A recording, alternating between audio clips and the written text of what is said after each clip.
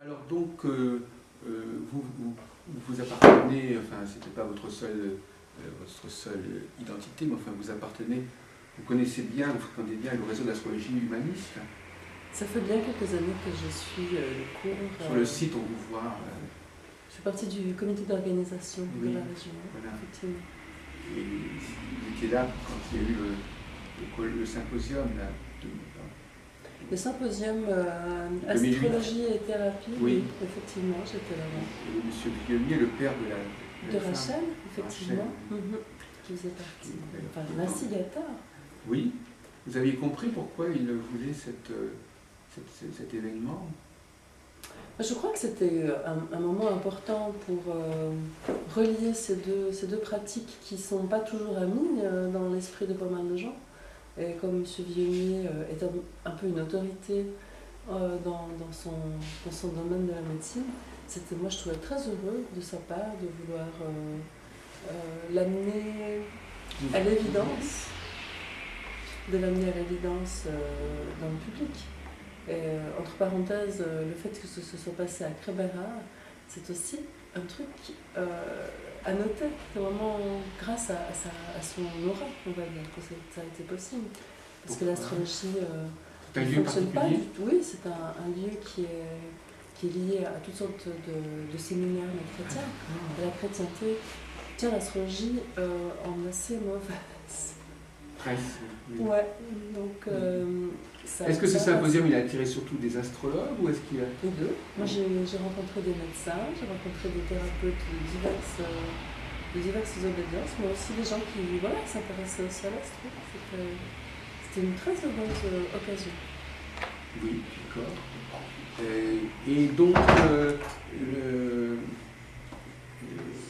vous êtes praticienne de l'astrologie, on peut dire Oui, parce que je crois que vous intervenez dans la structure de Mme Wolf, là, à l'Institut Calista.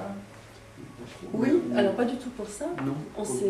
C'était une heureuse rencontre aussi d'ailleurs, puisque j'ai eu l'occasion comme ça de découvrir plein de choses en commun avec Mme Wolf dans cette collaboration qui au départ se faisait sur une pratique de massage. Moi je cherchais à avoir une salle pour pouvoir pratiquer des massages et des soins. Voilà, c'est ça. Et c'est dans cet institut que je le fais. Et comme Esther fait de l'astrologie, et qu'elle fait aussi des rééquilibrages énergétiques, il y a plein de choses à pratiquer. Alors, quel est votre... Bon, je sais que vous êtes aussi également une artiste, vous êtes plasticienne, je ne sais pas, vous travaillez sur les objets. Oui, je suis bijoutière. Construire des objets, je ne sais pas. Alors, je suis plutôt des bijoux. Hein, oui, c'est ça, des bijoux, des objets, les bijoux sont des objets. Oui, mais souvent il peut y avoir une petite confusion entre orfèvre et bijoutier. Donc je ne fais pas d'objets comme un orfèvre, je ne vais pas faire une tache, je vais pas faire une théière, mais je fais plein de choses autour du bijou. Là j'ai normalement un de mes pendentifs qui s'est caché dans mon pull. Et c'est au travers d'une recherche sur le symbole, disons, pour comprendre plus consciemment ce qui se passe au niveau de la mise en forme de la matière que je suis arrivée à l'astrologie humaniste. Je suis tout de suite arrivée à l'astrologie humaniste. Voilà. On pourrait faire un jeu de mots en disant qu'être astrologue, c'est un travail d'orfèvre. Parce qu'effectivement, le thème astral, c'est vraiment un objet complexe avec chaque chose toutes sortes de choses qui sont incrustées sur le thème. Mais je n'arrive pas à entrer dans cette comparaison parce que le thème est là et nous sommes éventuellement on peut mettre des mots pour que la personne puisse y trouver les siens, mais quand je pratique la consultation, j'évite de donner trop de mots à la personne. J'essaye que la personne mette ses propres mots sur sa problématique. Ça me semble plus porteur, en tout cas. Vous voulez dire carrément que c'est à elle de formuler ce qu'elle a? Non, c'est d'abord un échange. Je pratique plutôt ça autour d'un échange. J'écoute comment elle vit sa configuration de naissance. j'écoute aussi à quel endroit ça a l'air de coincer. La plupart du temps, on vient parce qu'il y a un truc qui nous interroge. Donc c'est pas nécessairement que ça coince, en tout cas ça nous interroge. Et avec ce qu'il y a dans les thèmes de naissance, les progressions, les transits, alors c'est évident qu'il y a des axes qui sont mis en exergue, qui sont plus interrogateurs. Et moi, comment je vais vous dire ça?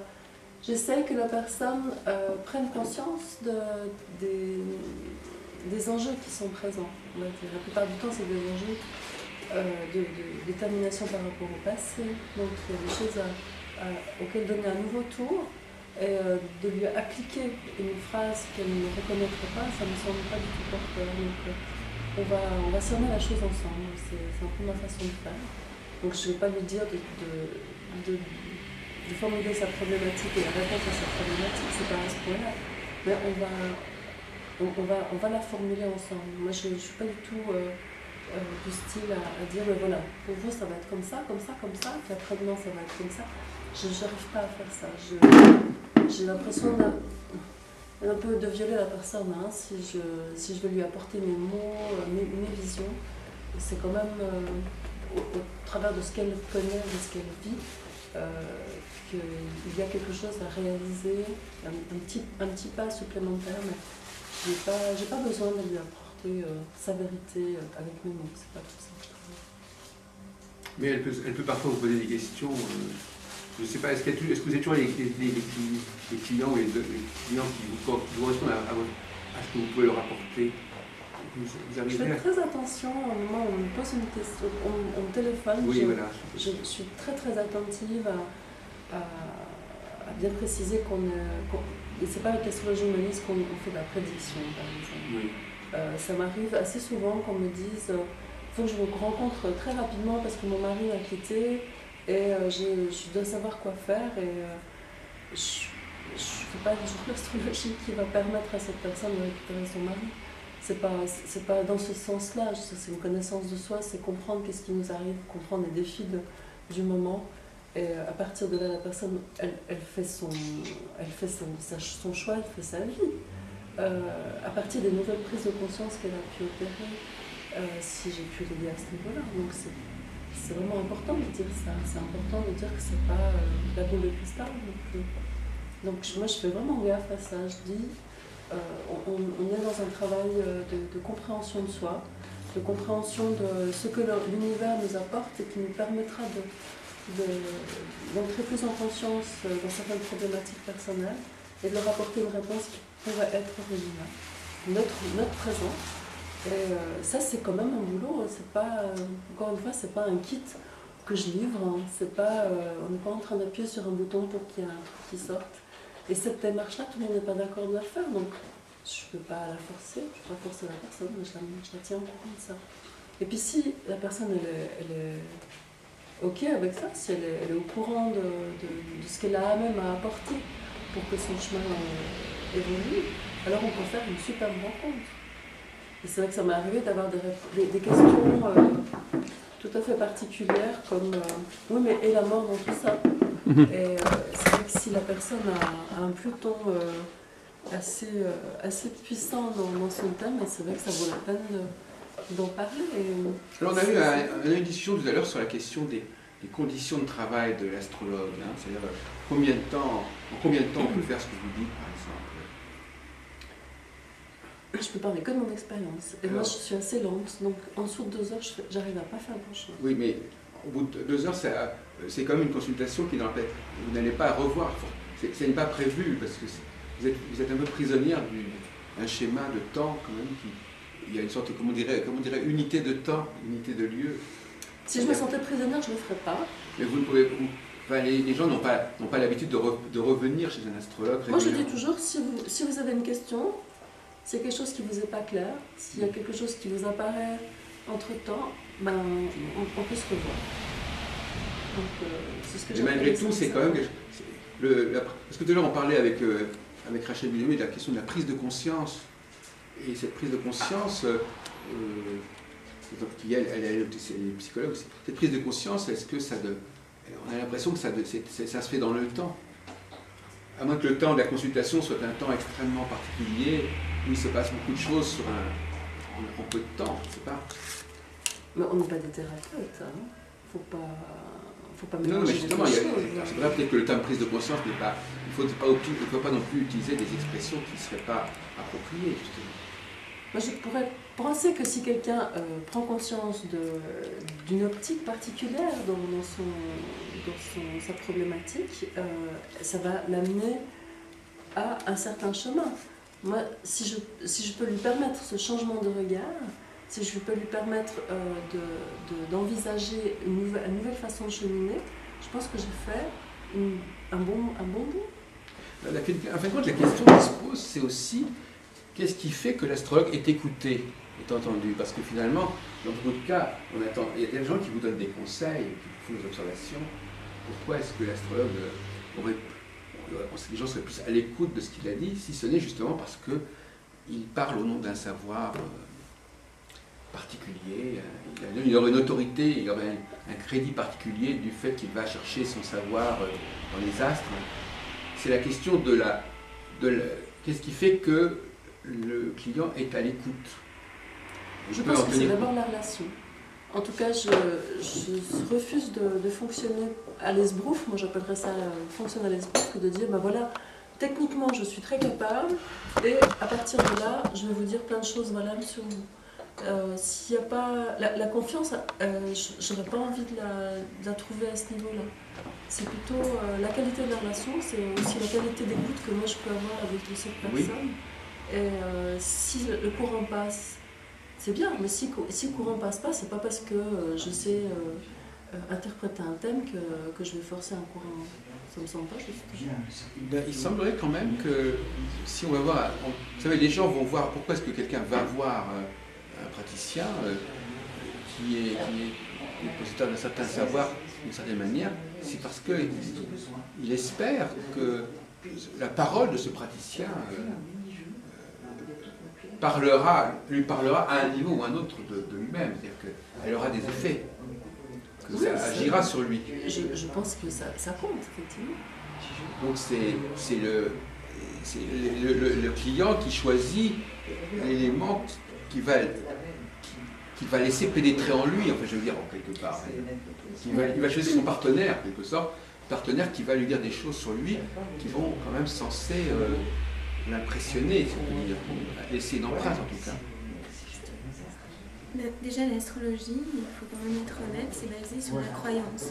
La personne qui va venir chez vous, c'est qu'elle croit. Elle croit que les astres ont un langage et ont une influence. Mais justement, ça fait partie de ce qu'on appelle le transfert. C'est ça qui donne l'autorité à l'astrologue. Mais je ne vous le fais pas dire. Parce que sinon, ils ne viennent pas en consultation, tout simplement. Eh bien oui, et c'est des gens qui pensent, qui se disent, moi si je veux un astrologue, avec ce que ça représente pour moi, dans mon imaginaire, ce qu'est l'astrologue, je vais effectivement pouvoir recevoir quelque chose. Ensuite, c'est beaucoup basé, comme l'a souligné ça, sur le relationnel. Si la personne en face de vous est mal à l'aise, n'est pas en confiance, il y a quand même au niveau de la première prise de contact, quelque chose d'important qui se passe.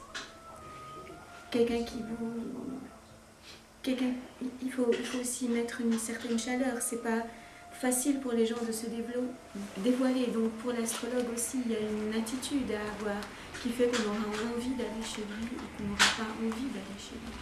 Et je crois que cette attitude, c'est comme dans tout, c'est l'écoute. En fin de compte, si la personne, en fin de compte, qui vient à une consultation astrologique, elle a aussi envie d'abord de parler d'elle et d'être écoutée au moins pendant 1h30, 2 heures, ce qui est rare. Alors là, on va renverser un peu effectivement les rôles en quelque sorte. Parce qu'effectivement, soit effectivement elle veut être écoutée par quelqu'un qui puisse l'éclairer, qui a les moyens de l'écouter et qui puisse l'éclairer. Voilà. Et donc il faut, dans les deux cas, effectivement, qu'elle parle ou qu'elle ne parle pas, de toute façon, il faut qu'elle ait en face d'elle quelqu'un qui aurait les outils ou les moyens de traduire ou de comprendre et de donner un feedback en tout cas. Voilà, aussi d'une certaine manière aussi, bien sûr. Parce que les gens, comme disait Tissa, les gens viennent avec une problématique ou des questions, et d'abord il faut savoir écouter ces questions-là. Si vous ne savez pas les écouter, vous vous imposez votre vision ou ça ne peut pas fonctionner. Il faut d'abord être à l'écoute et savoir pourquoi aussi la personne elle peut éprouver, peut avoir cette problématique-là. Pourquoi elle s'interroge sur une problématique spécifique et peut-être pas sur une autre.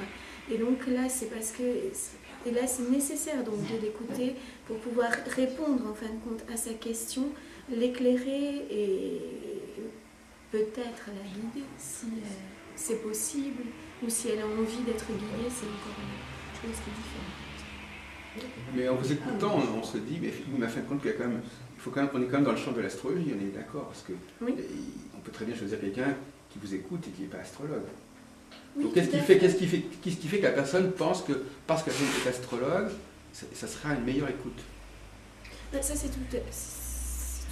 une question de croyance personnelle. Il y a des gens qui vont aller chez un psychothérapeute, il y a des gens mais qui cette croyance, elle aussi, on peut l'articuler. Pourquoi quelqu'un va croire à ça et pas autre chose? C'est pas neutre de croire que quelqu'un qui va regarder les astres a peut-être plus de raisons de nous comprendre et de nous écouter que quelqu'un qui ne le fait pas. À la base, il y a la notion de croyance dans un destin. Les gens qui viennent chez un astrologue croient d'une certaine manière qu'il y a un destin, qu'il y a des événements qui sont prédéterminés, un caractère qui est prédéterminé. Et donc, ils iront chez un astrologue. C'est parfois aussi une solution, si vous voulez, là je sais que je vais peut-être choquer, de faciliter d'aller chez un astrologue. Parce que c'est toujours plus agréable de se dire que mes problèmes viennent du destin que si moi je suis responsable de mes problèmes par mon comportement. Oui. Et donc il y a aussi à la base une envie de trouver des raisons extérieures à des problèmes. Voilà, effectivement. Ça c'est tout à fait vrai. Ouais. Et alors, ce qu'il y a, c'est que l'astrologie part quand même du principe que ce qui se passe à l'intérieur peut se manifester à l'extérieur. Ça fait aussi donner aux gens une prise de conscience, à la personne, que c'est quand même une manière de fonctionner qui va générer certaines difficultés ou certaines choses positives aussi. Il n'y a pas que... Et ça, c'est le travail de l'astrologue, de lui montrer aussi ce genre de mécanisme qui a une part de responsabilité. Alors, donc, en fin de compte, je crois que je ne pense pas que le discours de Mme Wolf correspond exactement à la tonalité de l'astrologie humaniste. Il y a certains éléments dans ce qu'elle a dit auxquels vous n'adhérez pas, probablement. Tous les astrologues ne sont pas forcés à adhérer les uns par rapport aux autres. Ce qui est intéressant, justement, c'est dans l'échange et de l'écoute mutuelle, puisque vous allez l'écouter. Là aussi, on est censé s'écouter, n'est-ce pas? Et donc, qu'est-ce qu'il y a par exemple, quand elle a parlé de destin, c'est un mot que vous n'employez pas, je suppose, en astrologie humaniste, le mot destin. Effectivement, on n'utilise pas nécessairement ça, mais comment dire, quand on parle de l'axe nord-sud, il y a quand même un axe de destinée. C'est un mot qu'on utilise en astrologie humaniste. Maintenant, la tonalité qu'on va mettre à ce mot destin, je ne pense pas qu'elle soit prédéterminée pour autant.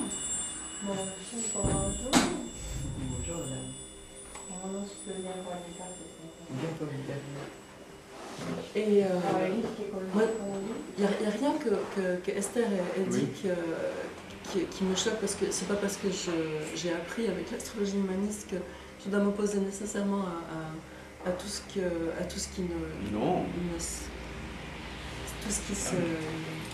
qui se dirait, qui serait légèrement différent. Je veux dire, je me sens pas...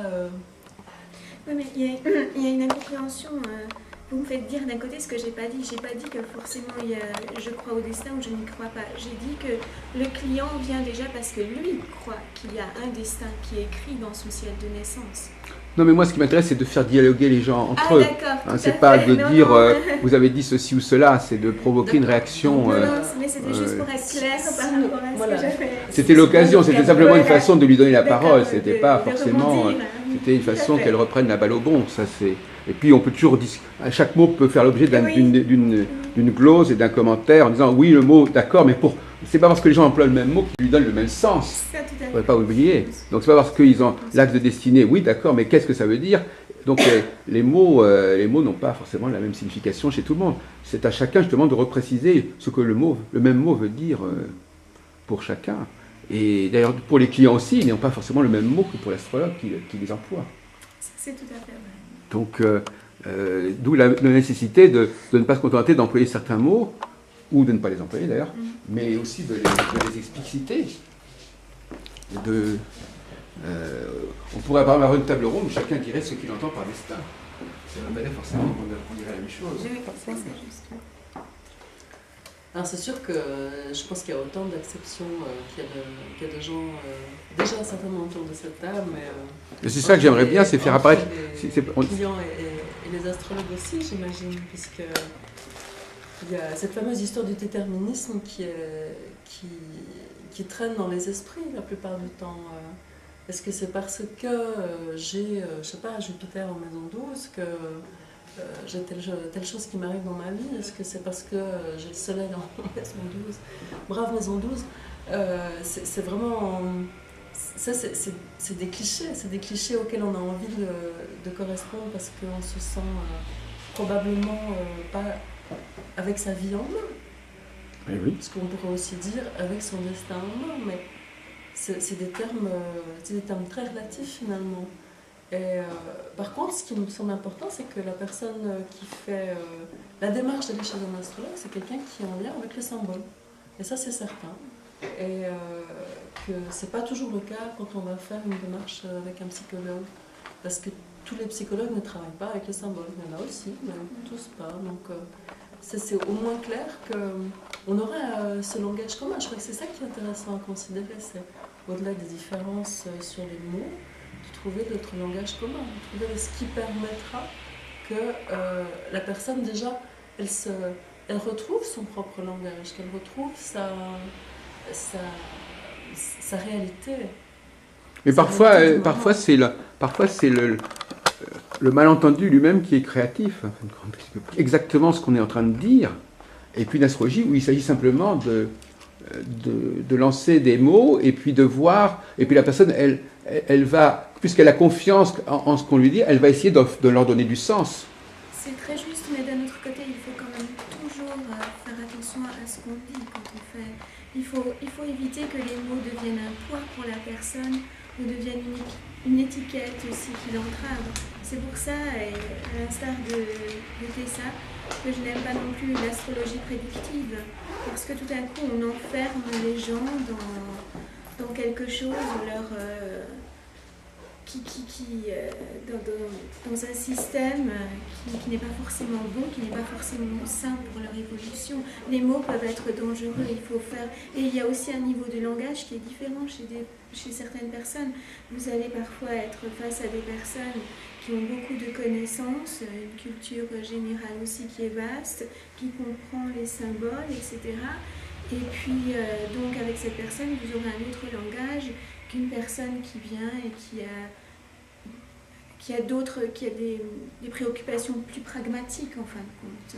C'est certain que les gens ont une certaine formation philosophique, psychologique, et ils ne vont pas être prisonniers des mots de la même façon. Voilà, parce qu'ils savent que les mots, il faut les reciter dans leur cadre. Mais quelqu'un qui est moins formé, ce mot-là, dans sa tête, ça veut dire ça et pas autre chose. L'astrologue doit savoir que s'il emploie ce mot-là, il s'expose à ce que la personne comprenne certaines choses et pas une autre. Je vais vous donner un exemple dont j'ai eu l'écho. C'est une astrologue qui parle à une dame de sa relation avec son père et lui dit « Vous avez été incesté par votre père », alors qu'il n'y a pas eu de problème d'inceste. Mais psychologiquement, c'est la même chose. Vous vous rendez compte du poids des mots que ça peut avoir sur une personne. Déjà, c'est un jugement. Mais ça, c'est un mot très... Là, on prend un exemple extrême. C'est un exemple extrême, mais je trouve que c'est grave. Oui, mais enfin, je veux dire, quand un astrologue dit inceste, il sait très bien que ça fait problème. Par contre, il y a des mots qui semblent plus ou moins neutres. Et même des mots... Non, je veux dire, dans ces cas-là, c'est comme si on disait, dans des mots aussi forts, il est évident que les gens font attention. Mais ce qu'il faut, c'est faire attention aussi dans des mots qui sont moins forts.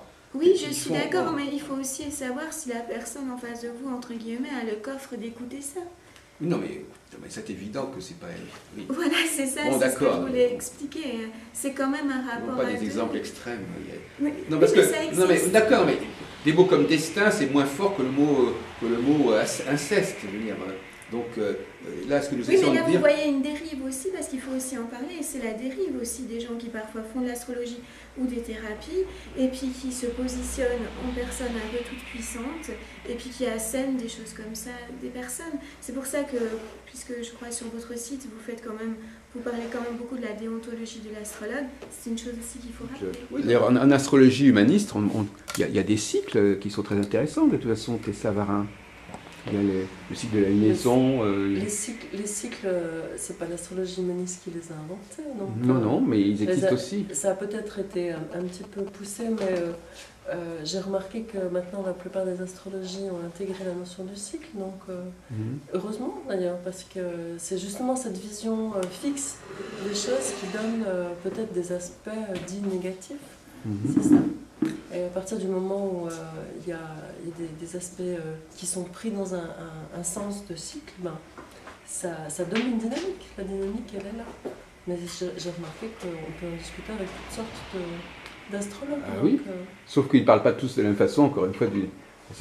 Alors sur le plan technique, là, c'est pas au niveau du langage, mais les techniques ne sont pas les mêmes pour déterminer quels sont les facteurs qui vont évoluer. Eh bien, au niveau du langage, je pense que si nous sommes dans l'utilisation sincère de la technique, notre vision du monde change. Donc, on est transformé par ça. Ça me semble bien. Après, c'est une question de prise de conscience, de pratique, de pratique quotidienne, c'est ça? Oui. Donc, est-ce que vous-même, ça vous a servi de connaître un peu vos cycles? Moi, l'astro, ça m'a servi. Moi, c'était d'abord un usage interne, comme je dis. Oui, voilà. C'était un usage interne. Ouais. Il y a un usage interne et à long terme. Oui, parce que c'est long. Déjà, l'astrologie, ça met vraiment du temps jusqu'à ce que nos outils soient un tout petit peu en marche. Je ne sais pas combien de temps ça t'a pris à toi.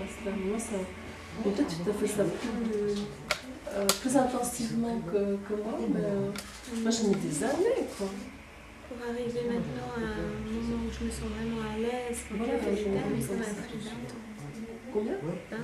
Ouais. C'est intéressant cette conversation parce qu'il y a d'un côté le contraste de la consultation qui est de très courte durée, et de l'autre côté, il y a la question du temps au niveau de l'astrologie, quand un astrologue se forme, etc. Donc c'est un contraste assez saisissant entre ces deux temporalités totalement différentes, d'une temporalité très brève qui est la consultation, et d'une temporalité plus longue qui est celle de l'apprentissage de l'astrologie, et encore plus longue que celle de devenir astrologue.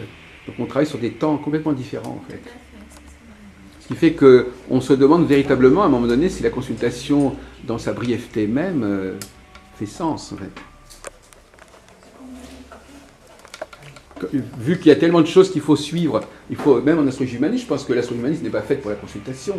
Elle est faite pour des gens qui apprennent l'astrologie et qui s'en servent dans un suivi. Je crois que c'est comme ça qu'elle est pleinement utile, en fin de compte, probablement. Je vous ai déjà entendu avec ce genre de propos-là. Finalement, c'est pas à moi de répondre parce que ce serait plutôt à des personnes qui ont eu des consultations d'astrologie humaniste. Je les dis si elles ont été satisfaites. Elles ont peut-être été satisfaites. Utiliser ce terme qui est assez consumériste. Ou alors si ça leur a apporté quelque chose. Ça a peut-être pu leur apporter quelque chose. Comme le mot quelque chose lui-même est très minimaliste. Le mot quelque chose, pourquoi ça n'aurait pas apporté quelque chose? Mais ça n'aura peut-être pas apporté toute la substantifique moelle de ce que ça peut apporter à quelqu'un qui étudie ce domaine de manière plus approfondie et plus suivie. Les dynamiques ne sont pas les mêmes.